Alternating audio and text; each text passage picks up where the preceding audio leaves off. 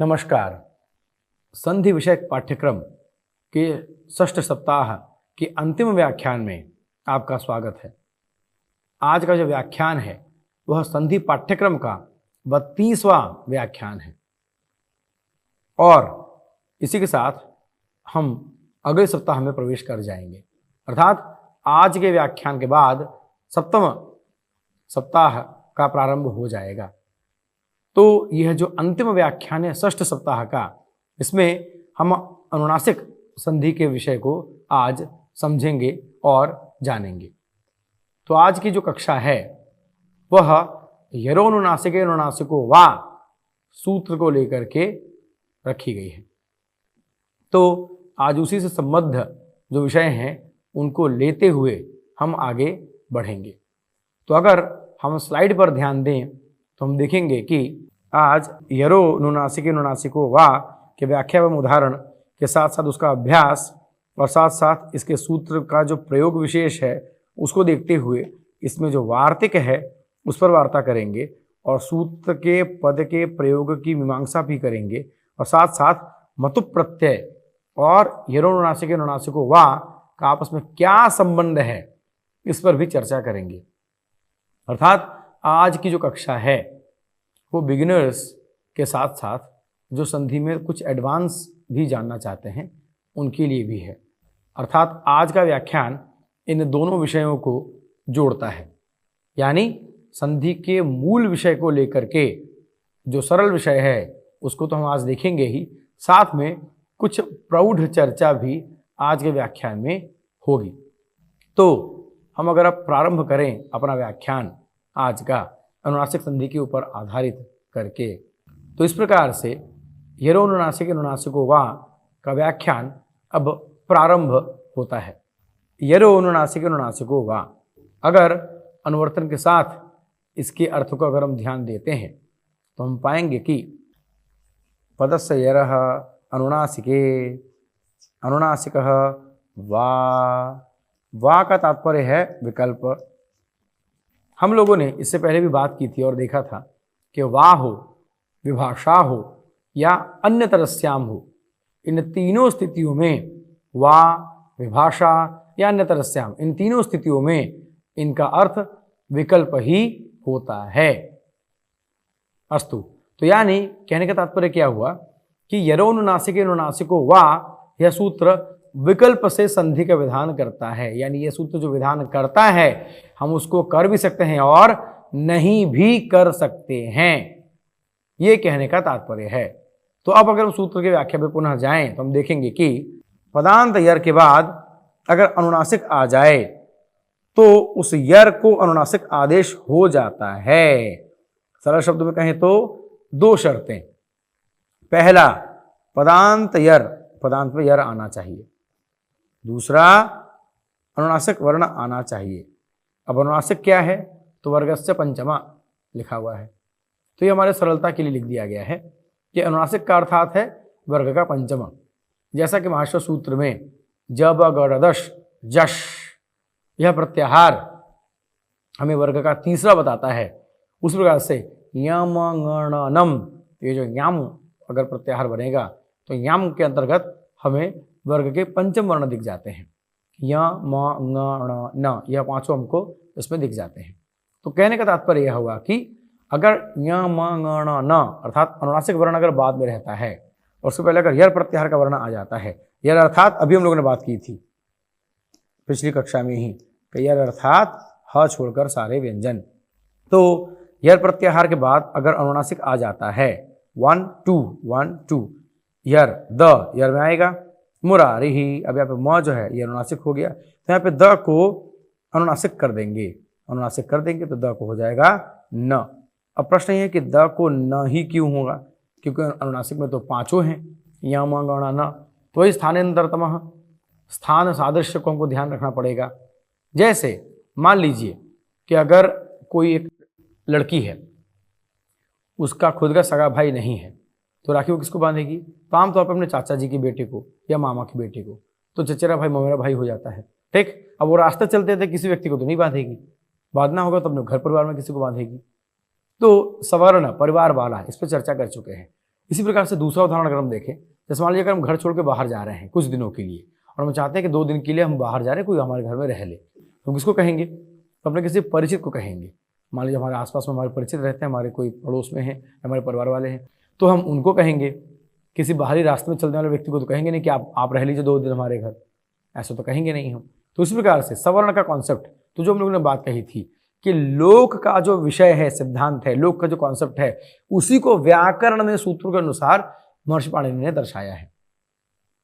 अर्थात जैसे यहां पर चूंकि एतद मुरारी ही यह विषय है, तो द का अनुनासिक होगा, तो द किस में जाएगा? तो अपने ही वर्ग के पंचम में बदल जाएगा, तो एतन मुरारी ही बन जाएगा। स्लाइड पे देखिए, तो यर जो होगा वो अनुनासिक होगा।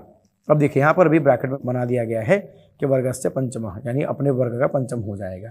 एतद मुरारी, एतन मुरारी, इस प्रकार से बन जाएगा। और चूंकि यह विकल्प सूत्र है, इसलिए एतन मुरारी और एतद मुरारी दोनों रूप सिद्ध होंगे। अब अगर हम अभ्यास देखें तो ये बहुत ही प्रसिद्ध संधि है, परंतु इसका प्रयोग हम अक्सर गलत करते हैं, या प्रयोग अक्सर हम नहीं ही करते। जैसे उदाहरण के लिए आपने सुना होगा अंकः, लोग अंक लिखते हैं, लोग अंग लिखते हैं, यह अत्यंत प्रसिद्ध है इस तरह से लिखना, परंतु वास्तविकता में अनुनासिक होने के कारण इनको अंक, इनको अंग, इस प्रकार से लिखना चाहिए। अर्थात कहने का तात्पर्य क्या हुआ कि अंकः, अंगः, ये जो हम कहते हैं, इसमें भी वस्तुतः अनुनासिक संधि होती है। इस विषय को हम आगे देखेंगे, तो वहाँ पर भी अंकः, अंगः, जैसे चंचल हम ऐसे कहते हैं, परंतु ये होना चाहिए चंचलः। अस्तु, ये विषय जब आगे आएगा तो इस पर बात करेंगे, परंतु अभी बस इस विषय को इसलिए उठाया ये बताने के लिए कि अनुनासिक संधि कितनी ज़्यादा कॉमन या कितना ज़्यादा सामान्य रूप से प्राप्त है, इसी को बताने के लिए इस उदाहरण को हम लोगों ने यहाँ पर देखा। खैर, तो अभी के लिए अगर देखें तो वाक मुख, तो यहाँ तो क्या है वाक मुख, तो यहाँ पर तो क्या है कि यहाँ पर आपको अनुनासिक वर्ण बाद में आना चाहिए, है ना। तो ये अंकः, अंगः, ये सब तो कोई भी अनुनासिक नहीं है, इसका चर्चा यहाँ पर नहीं करना है, परंतु इसकी चर्चा की गई बस इसीलिए कि आप ये जानें कि अनुनासिक संधि का विस्तृत क्षेत्र है, और उसको जब हम आगे देखेंगे तो हम यहाँ की चर्चा करेंगे, जिससे कि आपको और अधिक स्पष्ट विषय होता रहे, क्योंकि सारी संधियाँ एक दूसरे से आसपास में जुड़ी हुई हैं, इसीलिए इस विषय को यहाँ पर दिया। आगे जब इसका उद्धरण होगा तो आपको ये विषय और अधिक अच्छे से स्पष्ट हो जाएगा, इसीलिए इस विषय को यहाँ पर हम लोगों ने रखा है। खैर, तो अभी अगर देखें तो यर के बाद अनुनासिक आना चाहिए, यर के बाद अनुनासिक आना चाहिए, यर के बाद अनुनासिक आना चाहिए, 1 2 आ गया यर के बाद अनुनासिक, तो क्या होगा, इसे भी अनुनासिक हो जाएगा, यानी वर्ग का पंचम हो जाएगा, अपने वर्ग का 5वां हो जाएगा। जैसे वाक मुख तो वांग मुख, षडमुख तो षणमुख, ऐसे हो जाएगा। तत्मयम तन्मयम, विद्युन्नगरी मन मित्रम श्रीमन्नारायण, सम्राट मौर्य, सम्राट मौर्य, अचल नमति। अब अगर यहाँ पर देखें तो अचल नमति, ल के बाद न आ गया, न चूंकि अनुनासिक है इसलिए जो ल आया ये भी अनुनासिक आएगा, तो ल हो गया, तो अचल नमति ऐसा बन जाएगा। तो कहने का तात्पर्य यह हुआ कि यर संधि का विधान क्या कहता है, कि यर संधि का विधान कहता है कि अगर यर के बाद अनुनासिक आ जाए, यदि यर के बाद अनुनासिक आ जाए तो उस यर को अनुनासिक कर देते हैं, तो ये उसका अभ्यास हो गया। अब ये जो लौकिक उदाहरण है यह वस्तुतः यरोनासिक अनुनासिक को वाका नहीं है, परंतु यह अनुनासिक का है कि किस प्रकार से अनुनासिक संधि बनती है। जैसे सराज हंसैरिव, जैसे अगर हम यह उदाहरण देखें तो यहाँ पर लीलांचित विक्रमेशु, तो लीलांचित, तो यहाँ पर अनुस्वार संधि हुई है। जैसे यदि हम इस लौकिक उदाहरण को देखें तो हम देखेंगे लीलांचित, तो लीलांचित यह, तो यहाँ पर लीलाम म को चूंकि च बाद में इसलिए इसको अनुनासिक होकर के लीलांचित ऐसे बना है।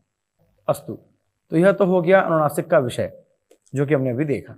तो यरोनुनासिक अनुनासिको वा का कार्यक्षेत्र अत्यंत बृहद है, क्योंकि क्या कहता है कि यर के बाद अगर अनुनासिक आ जाए, जैसे एतत् मुरारिहि, तो यर है, अब यर में क्या है, तो हाथ छोड़ के सारे व्यंजन हैं, उसके बाद अगर अनुनासिक आ जाए तो क्या करेंगे, तो वहाँ पर एतन मुरारिहि करके उसका हम अनुनासिक कर देंगे, जो तो अत्यंत व्यापक हो गया।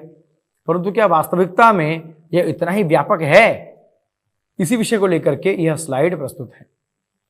तो इस स्लाइड पर हम जाएं उससे पहले हम ये जानेंगे कि यह स्लाइड विशेष रूप से प्रौढ़ अध्ययन के लिए बनी है, अर्थात इसका संधि सामान्य के अर्थ में विशेष योगदान नहीं है, परंतु संधि को जब आप विशेष रूप से पढ़ेंगे तब इसका विशेष योगदान सामने आएगा।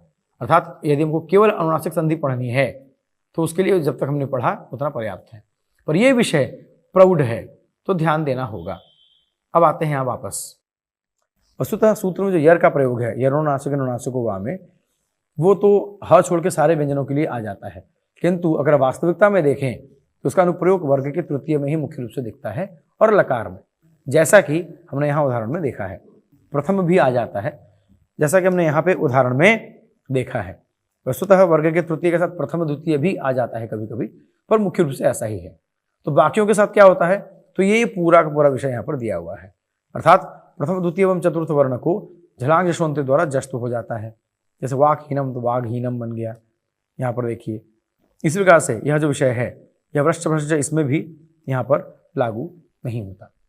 तो कहने का मतलब ये है कि ये जो विषय है यह अनुनासिक संधि को लेकर के बात करता है कि अगर अनुनासिक संधि आएगी तो कहाँ होगी और कहाँ नहीं। तो यद्यपि यरोनुनासिको अनुनासिको वा में चूंकि अनुनासिक बाद में रहेगा तो यह विषय अनुनासिक में नहीं आता, यह विषय आएगा आपका बाद में आगे जब अनुनासिक संधि के विषयों को और अधिक स्पष्ट करेंगे। किंतु अनुनासिक संधि के विषय को आज हम इसलिए देख रहे हैं ताकि आगामी सप्ताह में जब अनुनासिक संधि के विषय को हम लेकर के चलेंगे तो ये स्लाइड और ये विषय आपके मस्तिष्क में संस्कार रूप में रहे, जिससे कि हम आगे जब पढ़ेंगे तो आपको समझने में आसानी होगी और आपको अधिक परिश्रम नहीं करना पड़ेगा। अस्तु, तो इस स्लाइड के माध्यम से हम देख सकते हैं कि अनुनासिक का विधान होने के बावजूद भी कहाँ कहाँ अनुनासिक नहीं होता।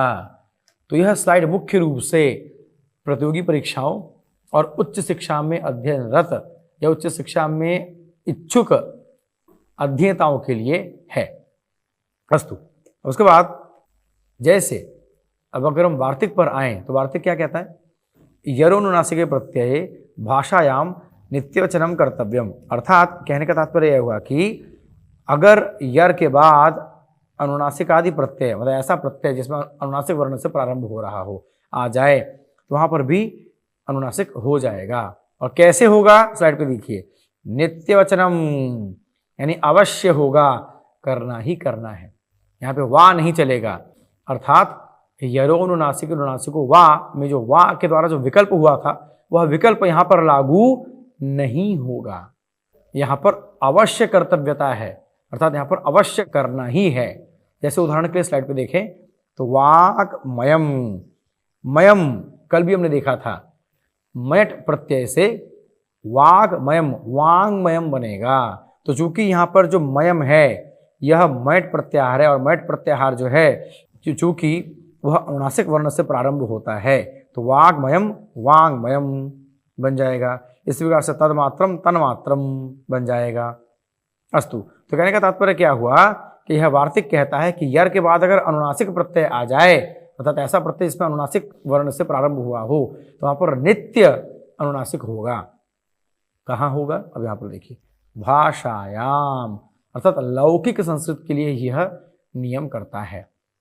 सरल शब्दों में कहें तो यह वार्तिक लौकिक संस्कृत के लिए है, पहली बात। दूसरी बात, यह वार्तिक नित्य विधान करता है, यानी लौकिक संस्कृत में यह नित्य विधान होगा। अच्छा, अब विधान क्या है, विधान ये है कि यर के बाद अगर अनुनासिक आ जाए तो उस यर को अनुनासिक कर देंगे, यानी पंचम वर्ण कर देंगे। जैसे वाक्मयम, तो वाक्मय को वाग्मयम वांगमयम बन जाएगा।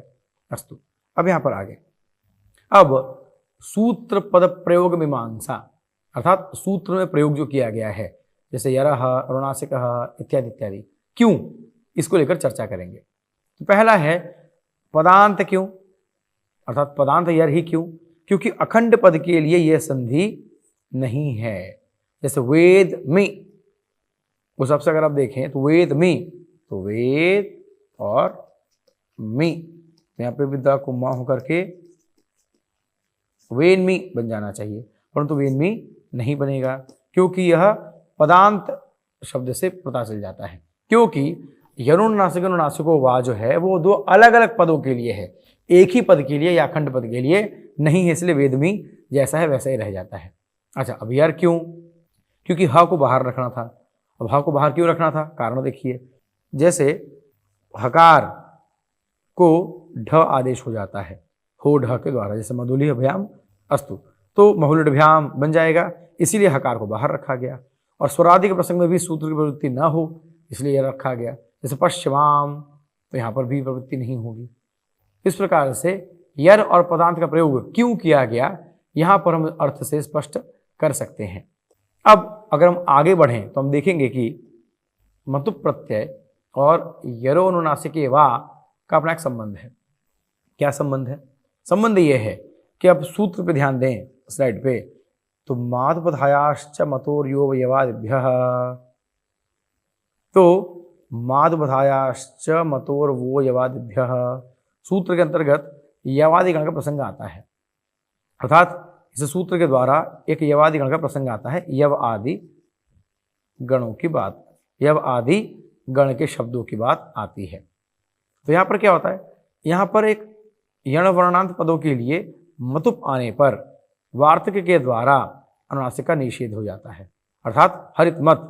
जैसे मान लीजिए उदाहरण, हरित और मत, ये जो मत है ये मतुप प्रत्यय का है। सरल शब्दों में देखिए, अगर मतुप प्रत्यय आ गया और अगर यवादि गण का कोई पद आ गया तो यहाँ पर उसको अनुनासिक नहीं करेंगे।